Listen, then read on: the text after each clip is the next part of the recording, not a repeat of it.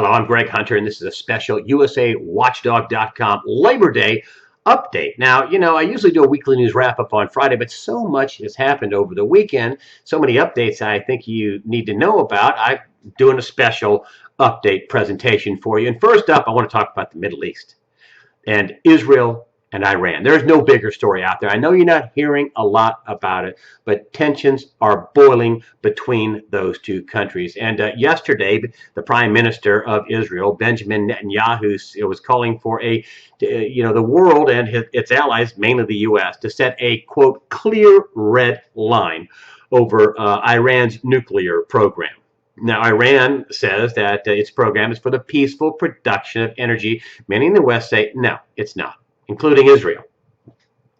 But there are tensions mounting between the U.S. and Israel, reportedly. Now, you've heard stories that, the U.S. has put out that, the relationship between U.S. and Israel has never been closer, but that's not what other reports say. They say that tensions are high, that the U.S. hasn't acted. The Israelis are upset that the U.S. has not, helped them attack Iran for their nuclear program. And you can see why. I mean, the Obama administration doesn't want to do that before the November election. If they do that, the Strait of Hormuz is closed, oil prices shoot to the moon, assets in the Persian Gulf are attacked, and we've got a knockdown, drag out, possible World War III type scenario.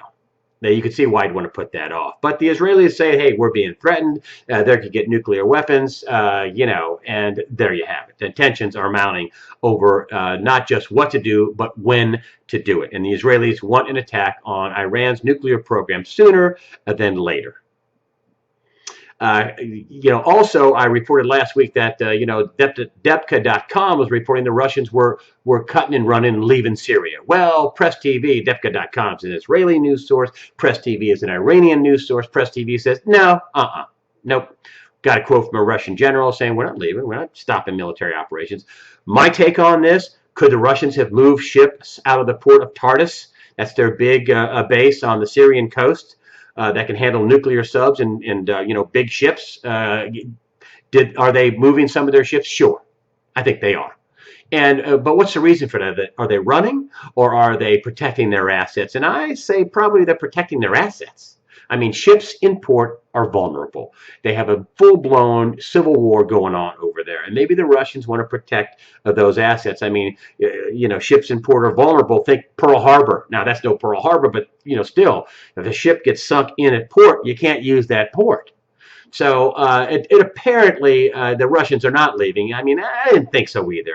The Russians forgave the Syrians billions of dollars in debt. The Russians are the Syrians' big supplier of their arms, and I just don't think they're going to cut and run. The situation over the Middle East, from the eastern side in Iran to the western side in Syria, is a mess, and it's very tense. Even though the mainstream media isn't reporting much on it. Also, Fed head Ben Bernanke spoke Friday. He had this big meeting every year in Jackson Hole, Wyoming. He gives some big speech. Well, after he spoke, gold took a big shot. Silver went up. Gold was up, $35-36 an ounce. Silver went up $1.50.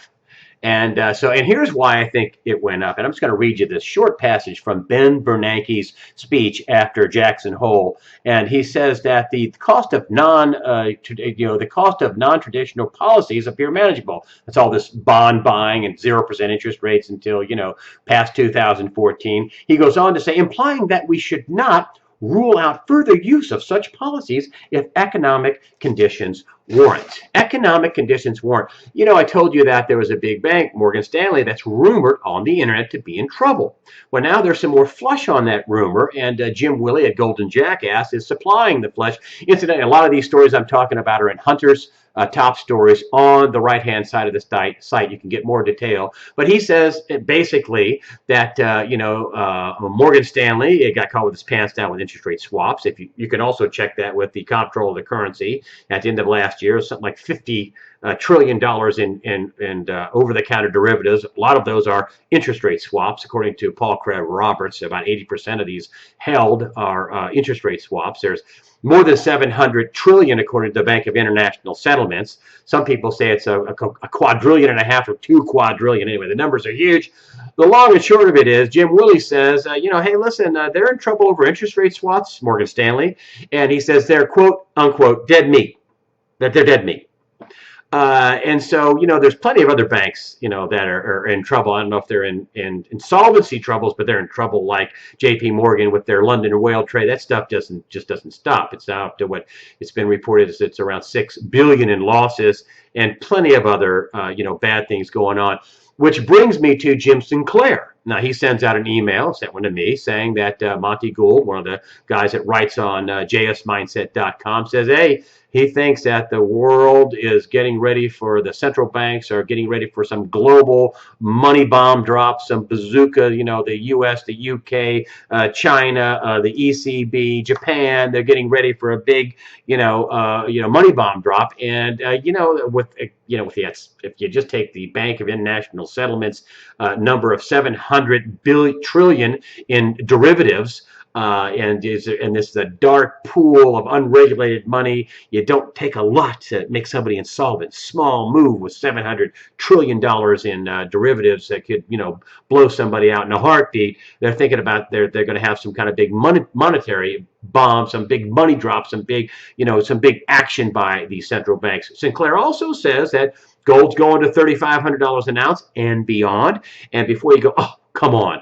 Listen, I researched this. Sinclair in late 2002, when gold was $360 an ounce, that's what it averaged in 2002, roughly. He said gold was going to $1,650 an ounce on or before January 14th, 2011.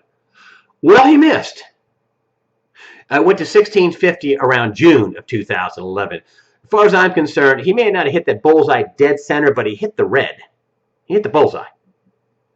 And so he's a pretty connected guy, and I would not scoff at what he's saying. I wouldn't bet against Jim Sinclair over at jsmindset.com, that's for sure. And finally, I'm kind of saving the biggest story for last. And first, a little prelude. The GOP had some rule changes at the end of their convention in Tampa. And you can read more about this, as I said, under Hunter's top stories, all the minutia of it. But one of the big rule changes was that the GOP said, well, anytime in between the 4 years between conventions, we can change the rules. Now, it used to be they set the rules one convention and then they didn't change them till the end of the next convention. But now they can change the rules any way they want. And basically, Ron Paul supporters are miffed. They're saying, hey, that hurts us. That hurts the grassroots organizations. This is nothing more than, putting more power at the top of the Republican Party and not listening to the people at the bottom. And which I find bizarre by the GOP. I mean, Ron Paul, the oldest guy in the field, brought the youngest people out. And listen, there was cheating going on. Come on. And I think the guy that got cheated was Ron Paul. How much did he lose the nomination because of it? I don't know. But, it started in Iowa. I mean, a truckload of votes. I think it was in Ames, a college town, got lost. A truckload? A pickup truckload of votes? I mean, these guys don't have Blackberries and laptops and Wi-Fi. They're on a truck and we lost them? Come on. Did Ron Paul get cheated? I think so. I think there's time after time he got ripped off. They didn't even let him speak at the convention. Now, Ron Paul is no redneck country doctor. He raised tens of millions of dollars. He was the second or third money raiser. He had big super PAC donations. A lot of people believe in what he's saying. And that brings me to his special announcement coming up September 4th on The Tonight Show with Jay Leno. He's already announced he's not going to run for Congress anymore. And I've been saying this for months. You can look on the site in my weekly news wrap-ups and other things months ago that I said if he doesn't get the nomination, I think he's going to run as a third-party candidate. I mean, at 6 or 7 years old, he's going to, oh, well, I didn't get the nomination. I'm going to go back to being a country doctor. A man of stature like Ron Paul is just going to give up. He's got a huge base. He's got a real political machine. He's got multi-million-dollar backers. He has super PAC money. And let me tell you another thing. People say, well, if he does that, then he'll just take votes from Romney. Not so fast. About 30% of the people are Republicans. About 30% of the people are dyed-in-the-wool Democrats, and 40% are independents. Number one. Number two. He's going to take votes from Republicans, no doubt. And a lot of Republicans that don't like indefinite detention, NDA, don't like the bailouts, don't like sucking up to the bankers, and no criminal prosecutions.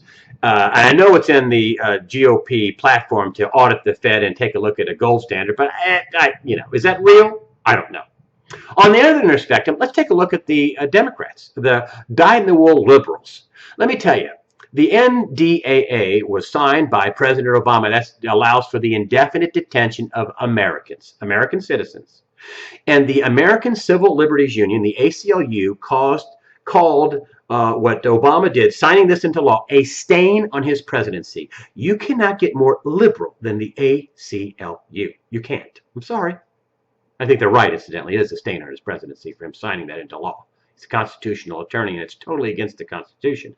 However, that said, Ron Paul is no doubt going to take votes from Republicans. He is no doubt going to take votes from independents. And he is going to take votes from liberals. Some of the most stinging criticism of Obama has come not from the far right, but it's come from the far left. Liberals have been upset about the wars, about the non-prosecution of bankers, about the unconstitutionality of indefinite detention. Plenty of liberals are upset about that, and rightly so. So if Ron Paul runs third party, I think both Democrats and Republicans, the Dems and the Republicans, are going to freak out. Because remember Jesse Ventura? I remember when he first was running for governor. He was third party. Well, he was governor now, wasn't he? And I think Ron Paul could pull this off. And he has the political machinery and the money to back him up. That's the way I see it. I'm Greg Hunter. Have a good rest of the Labor Day Memorial Holiday weekend. Thank you very much for supporting USAWatchdog.com.